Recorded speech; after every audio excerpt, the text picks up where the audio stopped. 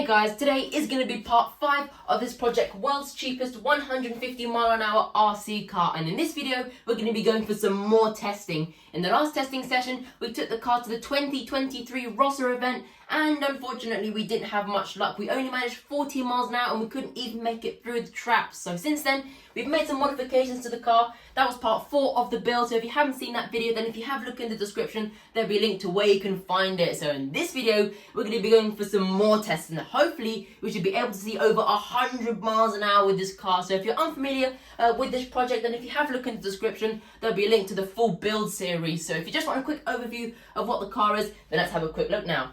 So this car is based on an FTX Banzai 1/10 scale drift car, but we have made many modifications to completely transform the car. So underneath this bespoke streamlined 3D printed body shell, here we have the car. And as you can see, we have a bespoke chassis, we've got 2 motors, 2 ESCs, and we've got 2 4S lipos to power this thing. Guys, there is so much power in this car for its size, and what's really special about it is the way that we've mounted the motors. It's a little bit hard to see, but as you can see here, guys, we have one motor driving this front diff here. We haven't gone direct drive like I've gone on my jump car. We've actually got a set of pinion and spur. So as you can see, we've got a pinion here, which drives that little spur gear in there, which drives the front diff. That spur gear is actually attached straight to the diff output shafts, and that's the same with what we have on the back here. So guys, this car is insanely fast. So I'm really hoping we should be able to see some promising results today. So for this test, guys, we're going to be going to a brand new location. It's a road that one of my friends found, and apparently it's good for about 120 miles an hour. So hopefully we should be able to get close to that today. So without further ado,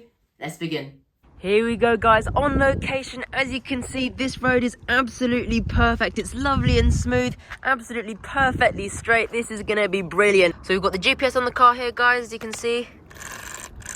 It's reading nicely. Track, start.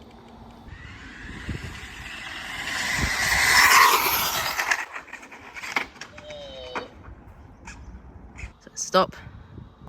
Read 55. That's not bad. So guys, very luckily we're going to be able to go for another run. As you can see, we have actually broken this part of the chassis here.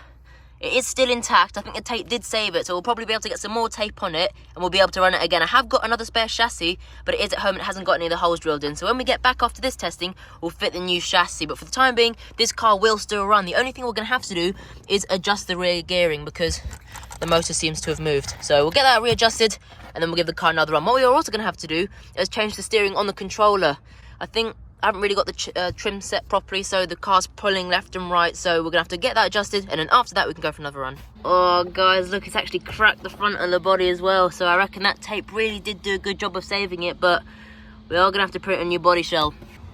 Here we go, guys, we've got the car fixed again now, so got the GPS reading, so track, start. Here we go, run 2, guys.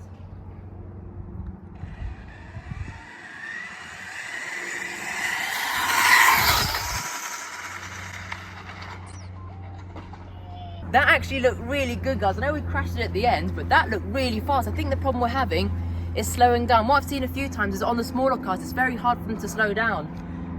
So we might have to address that, but I think first we need to see what's left of it, really, because that was a hard hit. Ooh. I reckon... Oh, you know what? It looks like it's just this front splitter. Oh, we've broken the body post off. That's still perfect. Our back one's moved again. I don't know what's happening, guys. This back motor decides to keep moving. This front one, though, is perfect. Here we go. Stop. Read 65. That's not bad.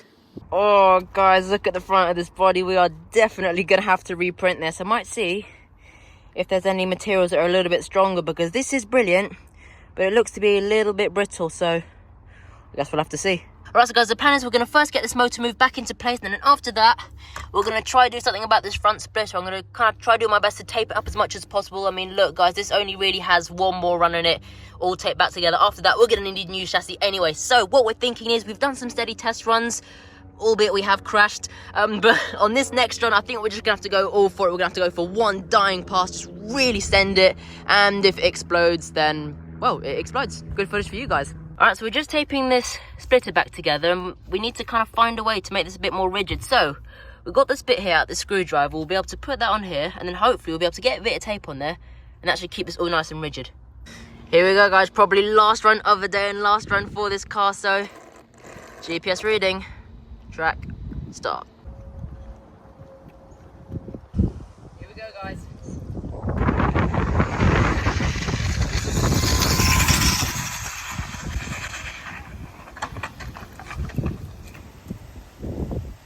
As you can see, guys, the main issue I'm having is actually trying to slow this car down. It just keeps on spinning around and doing 360s. Guys, it still works.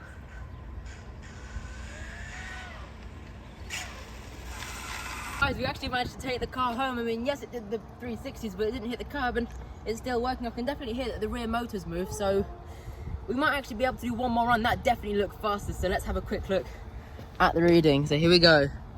Stop. Read. What? 63? It's fast. That can't be right. This one was much faster than last time. Alright, so we've got everything adjusted again. So now we're going to be going in for the final run. I think what we're going to do is take a little bit more run up. We've been starting from there. So I think maybe if we start from about there, then that gives us a little bit of extra space.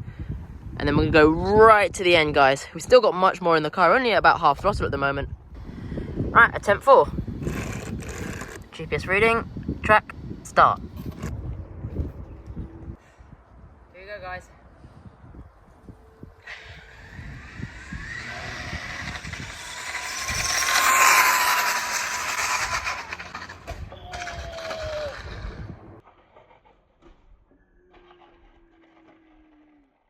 Oh, guys, that did not look good. It looked fast, though. Oh.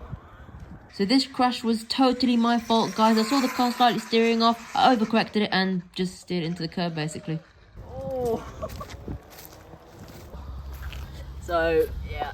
Body's had it. Oh, drive shaft's out. Rear bulkhead's off. Oh, man. Rear bulkhead exploded. Oh. Here we go. Stop. Read. What? 66? That looked much faster than that, but it is still faster. So we're back now, guys, so let's have a full-on damage inspection. So first things first, the body is completely trashed, but luckily it's actually only the front that's trashed. The back half is completely fine. We'll probably be able to use it again, but I'm thinking maybe I need to redesign this back half of the body, maybe add a bit of air at the back here to give myself a little bit more downforce on the back. But then actually having a look at the front here, it is completely trashed. As you can see, it's cracked and shattered there. It's split at the front, and the same's happened on this other side here. So this is really bad, actually. This is all completely cut undone. You can see all the layers coming apart. So yeah, definitely end of the road for this body. Only one run old. Moving on to the car, this is where things start to get really bad. So first things first, the chassis is toast. As you saw, the front splitter got broken pretty much immediately, and at that point we needed a new chassis anyway. But with that last crash, I didn't actually realize this at the time, but after I turned the camera off, I flipped the car over and realized that we have completely obliterated the chassis. Look at that, it's cracked all the way along here. So we're definitely going to need a new chassis, which is exactly what we've got over here. I've already gone ahead and cut it all out, but we are going to have to make all the holes. But once we've done that, that's going to fit directly onto the car. Other than the chassis, guys, there isn't actually too much more. So first things first, we've got this little bit of the front bulkhead that broke off. And if we spin around to the back, this is where the majority of it all is, guys. So the whole rear bulkhead actually just came off the chassis and actually broke in half. Look, half of it's still attached, and then half of it is attached to the body. So we're definitely going to have to replace the bulkhead so we can get nice new threads for it to all screw nicely back together. And in the process of breaking the bulkhead in half, we've actually lost the rear diff. We've lost one of these hinge pins here. We have actually also managed to lose the pinion there as well. So we're definitely going to have to give the car a complete rebuild, make it all nice and new again, and after that we can continue testing it. So if I'm honest, guys, considering how hard that hit was, I don't think the damage was actually too bad. I reckon it could have been a lot worse. So very soon, guys, we'll get the car all freshly rebuilt, and then after that we can resume testing. So overall, I'm actually very pleased with how today's testing session went. So a major improvement on the body shell. The car is much more stable now, but I think we can improve it further. I think we need a little bit more downforce on the back of it. On the front it's perfect, but I think we need a little bit more on the back. And then other than that, guys, the car was absolutely brilliant. The power that we have available is absolutely insane. We didn't use more than half throttle, and we did almost 70 miles an hour. And I think that last GPS reading was still a little bit off. I reckon the car was definitely going faster than 66 miles an hour, but Anyhow, we've got a solid indication of how fast this car's gonna go. I'm really excited, so very soon we'll be able to get out again with it, continue testing and keep on chasing that 150 mile an hour goal. So if you want to watch all that, make sure that you're subscribed and that you press the notification bell. But for now, that's all for this video. I really do hope you did enjoy it. Make sure if you did, you leave a like and subscribe. If you haven't already subscribed, make sure to do that. And make sure to press the notification bell so you don't miss any of the cool action. So that's for me. I hope you have a brilliant day or weekend, and I hope to see you next time in the next video. Bye.